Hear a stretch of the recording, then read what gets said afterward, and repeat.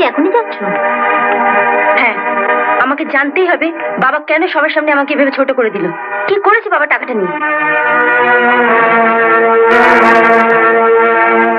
বলতে পারবো না।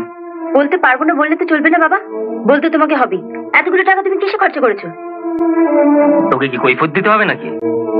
হ্যাঁ দিতে হবে, কারণ সারাটা মাস কষ্ট করে টাকাটা আমি রোজগার করেছি। কি আমার মুখ দেখে টাকাটা দেয়নি? টাকাটা আমাদের দিয়েছিস, আমরা আমাদের ইচ্ছে মতো খরচা করেছি, কোনো হিসাব পত্র দিতে পারবো না।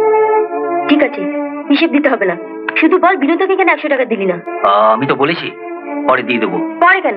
2,500 টাকা থেকে মাত্র 100 টাকা কি ওকে দেওয়া যেত না? তোরা কেন শ্বশুরবাড়িতে আমার সম্মানটা ভেবে নষ্ট করে দিলি? শ্বশুর বাড়ির লোকেরা তোকে কতটা সম্মান করে সেটা বিনোতার মুখ থেকে আমরা সব শুনেছি। এতদিন তো বিয়ে হয়েছে, মেয়ে যে ছেড়ে স্বামীর খাটে জায়গা পেয়েছিস। তোকে থামবে? তুমি বলো বাবা, টাকাটা কিসে খরচা করলে? বাবা বলবে কি? টাকাটা তো আমি খরচা করেছি। টাকাটা দিয়ে আমি আমি মদ খেয়েছি, জুয়া খেলেছি। আর কিছু শুনতে চাস? শোন শম্পা, তোর দেওয়া টাকা আমরা কিভাবে খরচ করব তার কৈফিয়ত যদি তোমাকে দিতে হয়, তাহলে সামনের মাস থেকে তোমাকে টাকা দিতে হবে না। আচ্ছা বাবা, আমি কি মেয়ে হয়ে জানতে পারি না তোমরা টাকাটা? বললাম তো আমরা তো জানাবো না। তাতে যদি তোর টাকা দেবার হয় দিবি, নইলে দিবি না, বাস।